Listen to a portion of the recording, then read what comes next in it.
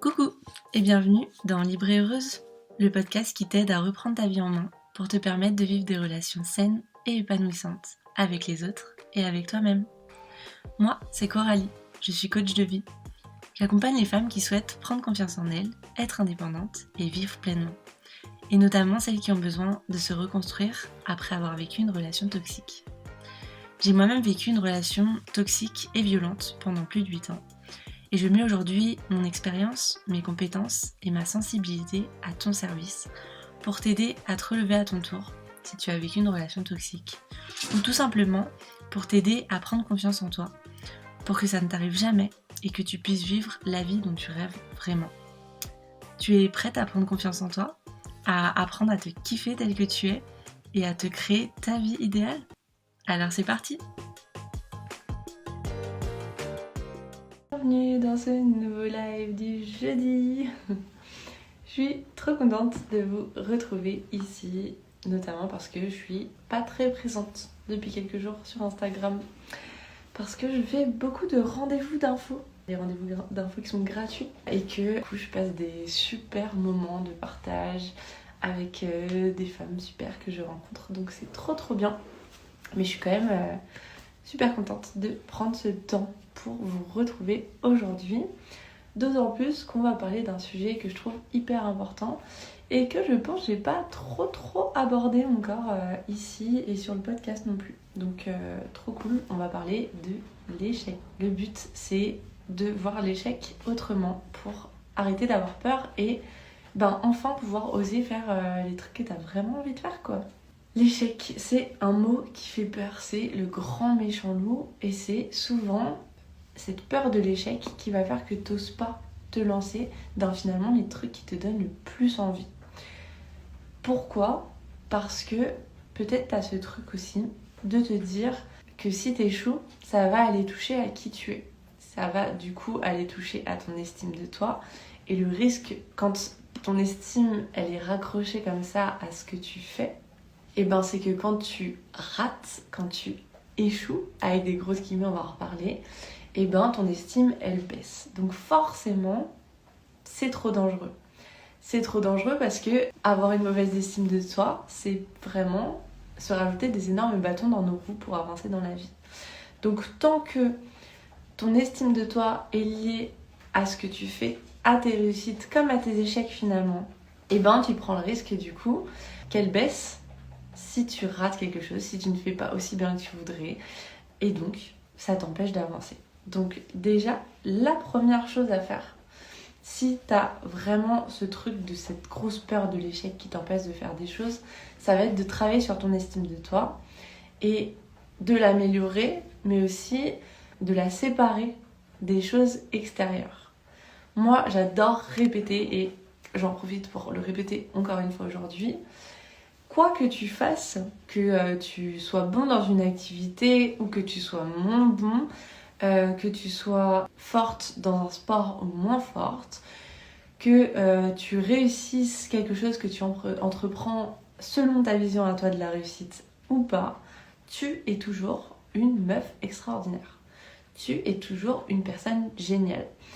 Tu es toujours incroyable. Ça ne change pas. Et ça, c'est vraiment important que tu puisses travailler dessus si ça te parle ce que je suis en train de te dire. Parce que vraiment, tant que les deux restent collés comme ça, tu pourras pas oser des choses qui te font peur. Parce que le risque, il est trop important si ton estime de toi, elle baisse. Ça, c'était un petit aparté du début pour, quand même préciser que il y a toujours un rapport avec l'estime et toujours un rapport avec la confiance, c'est terrible. Donc, si tu es sujette à cette peur de l'échec, commence par travailler sur ton estime de toi. Maintenant, je voudrais vraiment qu'on parle plus spécifiquement de l'échec en lui-même, de ce vilain gros mot qui fait peur et qui nous empêche souvent de faire des choses mais qu'on kifferait trop faire. Et on a souvent juste envie d'essayer quoi. Et on va pas le faire parce qu'on a trop peur de cet échec. Moi, j'ai envie aujourd'hui de t'inviter à changer ta définition de l'échec. Parce que l'échec, souvent, on le voit comme un truc horrible. Un truc vraiment catastrophique. Donc, non seulement parce que ça va avoir un impact sur notre estime, Aussi finalement parce que quand on veut faire quelque chose, on a une certaine vision de la réussite. Vision de la réussite qui souvent n'est pas vraiment la tienne. Parce qu'en fin de compte, ce terme d'échec, il existe vraiment quand on le regarde à côté de son inverse, la réussite. Si pour toi la vie elle est binaire et que la seule réussite possible c'est celle que tu imagines par rapport à tes croyances, par rapport à ta première vision de la chose que tu as envie de mettre en place, ta vision de l'échec elle va être également constituée par rapport à ça. Donc si tu n'arrives pas exactement à faire ce que tu as envie de faire de la façon dont tu l'avais imaginé à la base et que le résultat n'est pas exactement celui que tu avais imaginé ou que le chemin n'est pas celui que tu avais d'abord imaginé, ça va très vite aller du côté de l'échec. Ce qui fait qu'en fait ça devient déjà très très simple d'échouer et que forcément on a encore moins envie d'y aller quand on se dit qu'il y a beaucoup plus de chances d'échouer que de réussir. Si maintenant tu travailles un peu sur ta vision de la réussite, que tu réfléchis à ok, aujourd'hui c'est quoi ma vision de la réussite? Ça peut être sur un sujet précis, un sujet sur lequel toi t'aimerais oser mais t'y arrives pas aujourd'hui. Ça peut être plus globalement, si t'as pas de sujet aujourd'hui, c'est quoi ta vision de la réussite dans la vie? C'est quoi réussir sa vie? Il y en a qui vont répondre réussir sa vie, c'est avoir une Rolex. Ça me parle pas du tout. Mais il y a des personnes qui pensent ça, qui ont un but matériel. Si t'as pas une Rolex à la fin de ta vie ou à un moment dans ta vie, t'as pas réussi ta vie. Si, il y en a, ça va être d'avoir eu une carrière professionnelle dans tel domaine, avec une renommée ou avec un salaire ou avec un certain poste, par exemple. Voilà. En fait, on a vraiment toutes et tous une vision de la réussite, mais ce qu'il faut toujours garder en tête, c'est que, comme tout, c'est quelque chose qu'on a construit. Et c'est quelque chose qu'on a construit avec notre éducation, avec nos expériences, avec le milieu dans lequel on vit, etc., etc. Ce qui veut dire que c'est quelque chose que tu as tout à fait le droit de remettre en question.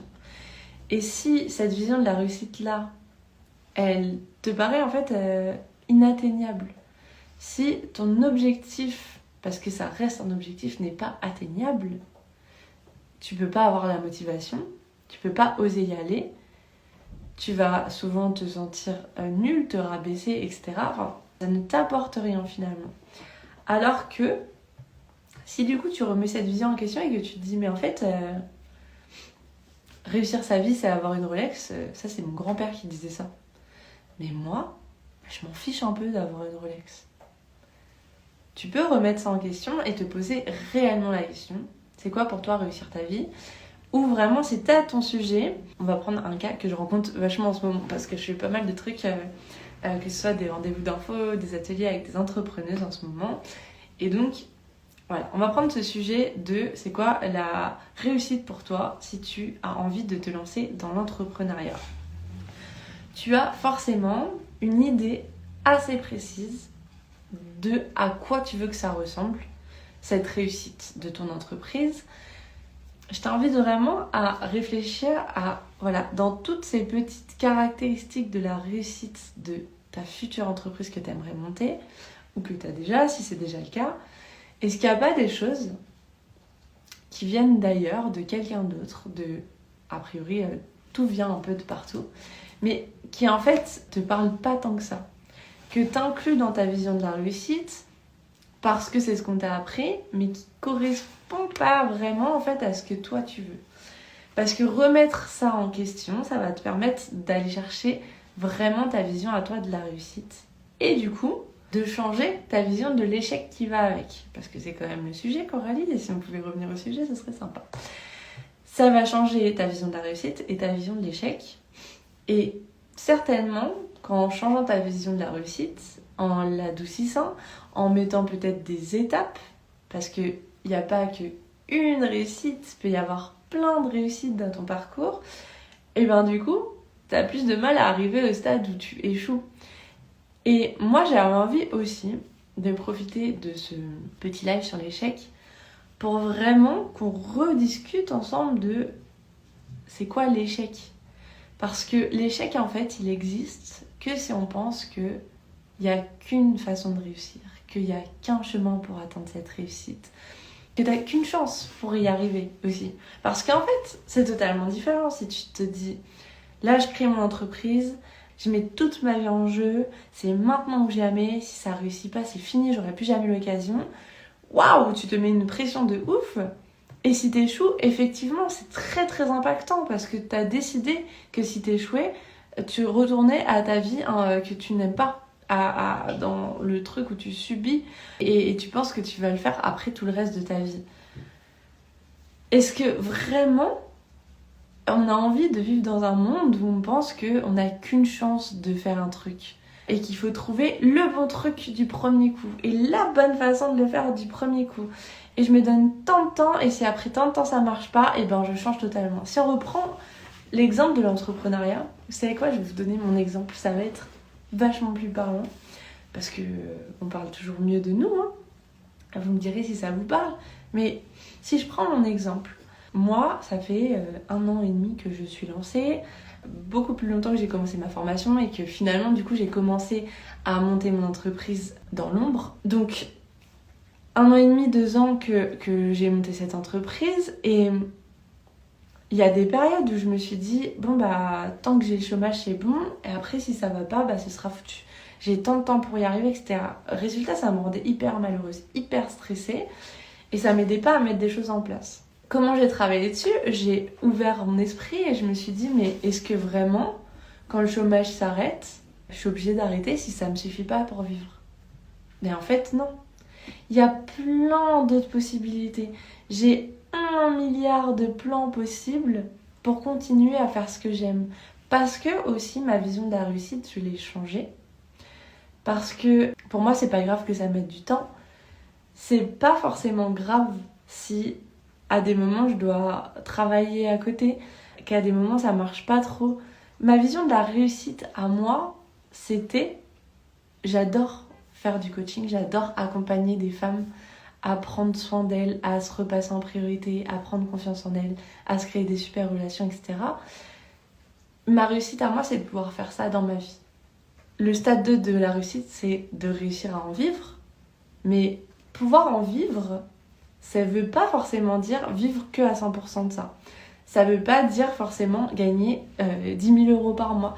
Voilà, en fait, moi, tout ce que je voulais te dire aujourd'hui, finalement, c'est que tu as le droit d'inventer ta vision de la réussite et que tu as le droit d'inventer une nouvelle façon de voir tes échecs. Et s'il n'y a plus d'objectifs obligatoires à atteindre, que tu te donnes plein de chances, que tu te donnes plein de façons de pouvoir y arriver, que tu comprends qu'en fait, chaque échec, parce que tu n'as pas réussi le truc que tu as essayé, c'est des apprentissages pour la fois d'après, et que en fait t'as tellement en toi qui peuvent te permettre d'arriver à vivre la vie que t'as vraiment envie de vivre, et que ça dépend pas forcément d'un montant financier, que ça dépend pas de choses matérielles, et que tu peux choisir ce que tu veux vivre.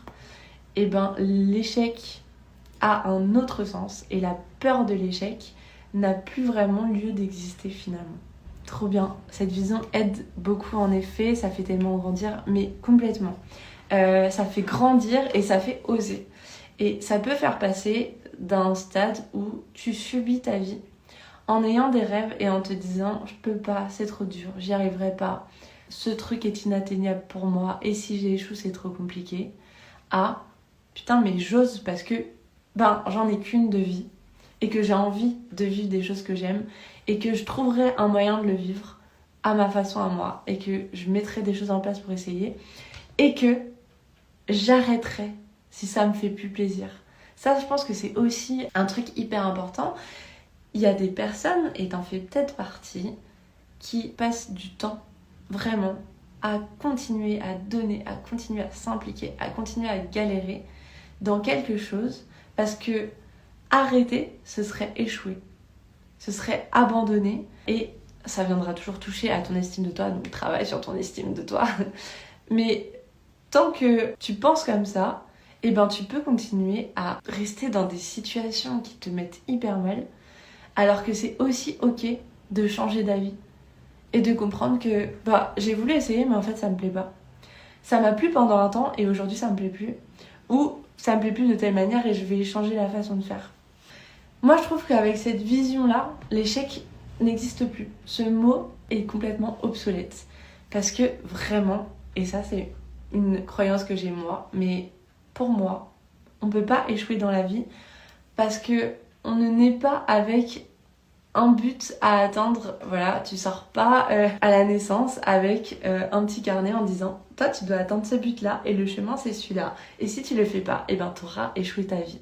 Non, la vie c'est s'apprendre, se découvrir, essayer des choses, vivre des expériences en essayant de se sentir le mieux possible et en étant le plus en accord avec soi. Si tu fais ça en fait, si tu t'écoutes, si t'es honnête avec toi-même, tu peux pas échouer. Tu peux que réussir avec des hauts, des bas, des difficultés, des facilités. Et ça, c'est la vie quoi, ma pauvre Lucette. J'ai rien d'autre à ajouter quoi. Voilà, je vais finir là-dessus parce que du coup j'étais plus longue que ce que j'avais dit. Merci, trop merci à toutes celles qui sont passées, trop contente de vous voir, la team entrepreneuse est là. N'hésitez pas à réagir en commentaire, à venir discuter avec moi en DM, ça me fait trop plaisir. Là, ça y est, le mois de septembre, c'est reparti, je suis contente, il y a plein d'échanges, j'adore ça. N'hésitez pas. Micro rappel que la prochaine session de rayonnante commence le 2 octobre. Il y a encore quelques places, donc si t'as envie qu'on en discute, viens, on en discute. Bref, je vous fais des gros bisous. Merci à toutes. Gros bisous et à la semaine prochaine. Salut! Merci à toi d'avoir écouté cet épisode en entier. N'hésite pas à lui mettre 5 étoiles s'il t'a plu. À me laisser un petit commentaire pour me dire ce que tu en as pensé. Ça me fera trop plaisir. Et pour ne pas louper le prochain épisode, abonne-toi!